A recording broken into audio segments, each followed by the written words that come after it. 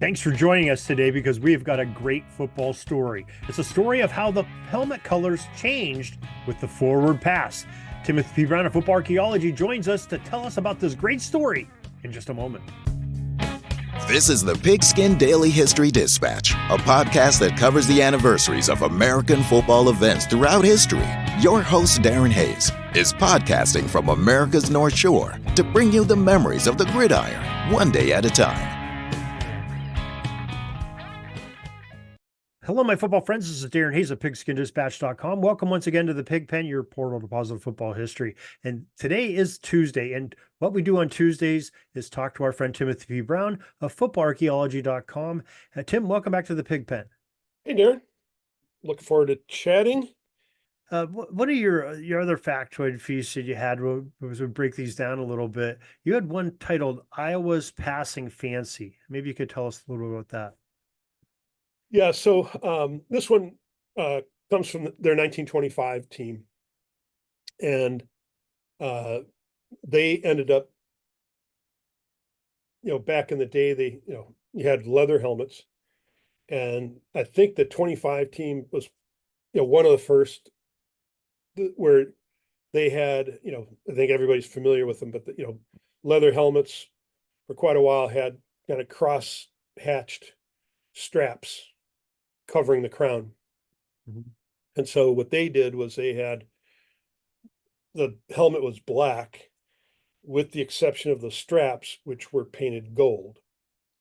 And, the reason I called it the passing fancy is that when the first time anyone painted helmets, as far as we know, was Carlisle in 1906, and they painted their helmets red so that they were one of the first teams to use the forward pass to any great extent. And their coach figured it would be easier to see eligible receivers downfield if their helmet was painted a different color than everybody else's. So that was the original reason helmets got painted, was to be able to find your pass receivers. But what Iowa did so they went ahead and they painted their helmets, which is no big deal. But then somebody or some combination of professors in their psych department published a story saying that they had determined that the way that Iowa painted their helmet was psychologically perfect. Now, back in the day when I was in grad school, I used to teach psych methods at the university I was at. And so I've got some sense of how studies get conducted, and but how anyone would determine in 1925 that a helmet pattern was psychologically perfect is beyond me.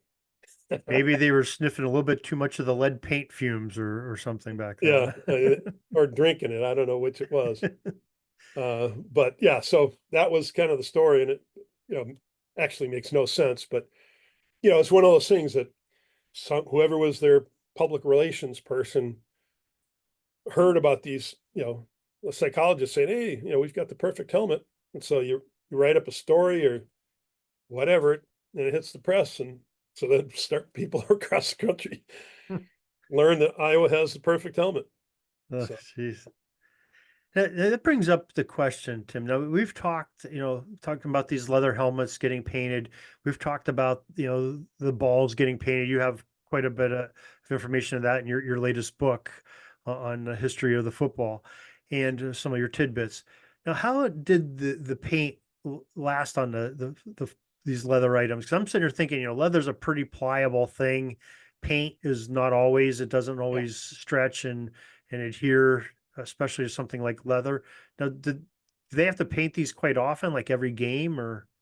Yeah, I don't really know. I do know that I've got a lot of different sporting goods catalogs, and so particularly when they're still using leather helmets, kind of in the back of the catalog, they'd sell all kinds of miscellaneous items, and including how to lace the football and all that kind of stuff.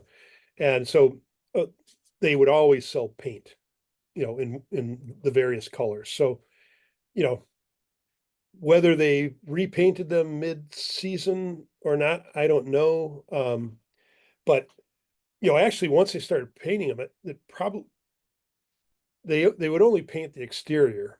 But one of the challenges that they had back then is if you played in when it was snowy or rainy, or same thing with practice, the leather would get wet and absorb all that water and stiffen. It's just like, if you ever left your baseball glove out in the rain, when you were a kid, it Right. was like a big chunk of cardboard, afterwards. So you had to beat it up and oil it and do all that kind of stuff. And so they face the same issue with leather helmets. And in fact, those same catalogs would have these little forms. They'd call them wire, like helmet racks, I think is what they called them. But you'd take your helmet off after practice and put it on that form because your sweat or water from rain or whatever, you had to make sure that it didn't, like if you laid it on its side, your helmet would be Right. malformed when you try to put it on the next Yeah, day. it'd be a little bit painful putting it on for the next game. Yeah. So I don't really know, about the paint issue in terms of how frequently they redid Yeah. them. I guess I'm almost relating, if you watch like the movie Rudy, there's that scene where he's helping out like before the games because he's not playing on the team, and they're painting the helmets before every game, the Yeah. gold Notre Dame helmets, and just sitting there thinking, wow, that's quite a process on a plastic helmet or the materials we use today, but a leather, that's a whole different story. Yeah. Well, they probably did it like, maybe they used a brush, but I would think that they used more. Do you remember like when you polish your shoes, there was like this ball thing that you stuck Yeah, down into the polish. right. I think the painting process was more along those lines, but I'm not 100% sure. Yeah, don't ever make that mistake like I did when I was a kid. We grabbed, we saw the football players with eye black on everything, so we thought that would be brilliant to take my dad's shoe polish and put it under our eyes. It's not a good idea. It doesn't Yeah. work very well. And your mother Oh, gets really mad at you. So we'll leave that for a different story, a different day. yeah. But yeah, Tim, It these seems like it was kind of a painful episode for you in your life. yeah, it was very traumatic, very traumatic. But Tim, these tidbits and the factoid feasts and all these little great pieces of great history that you preserve you have all in one place, and maybe you could tell folks where they can enjoy these at. Yeah. Just go to footballarchaeology.com. And, if it's the first time you're going there, it's going to present you with an opportunity to enter your email address. If you do that, then you're subscribing. And after that, every time I publish an article, you'll get that article sent to you in your email, and it'll have the full contents of the article there. But of course, you can always just bookmark the site and go out there whenever you want, and pour through the archives or whatever's on the front page, and kind of have at it. Well, Tim, we really appreciate you sharing this information with us and sharing these stories in person and in speech and in writing. And we'd love to talk to you again next week about some more great football history. Very good. Look forward to it. That's all the football history we have today, folks. Join us back tomorrow for more of your football history. We invite you to check out our website, pigskindispatch.com, not only to see the daily football history, but to experience positive football with our many articles on the good people of the game, as well as our own football comic strip, Cleat Marks Comics. Pigskindispatch.com is also on social media outlets, Facebook, Twitter, Instagram, and don't forget the Pigskin Dispatch YouTube channel to get all of your positive football news and history. Special thanks to the talents of Mike and Gene Monroe, as well as Jason Neff for letting us use their music during our podcast. This podcast is part of the Sports History Network, your headquarters for the yesteryear of your favorite sport. You can learn more at sportshistorynetwork.com.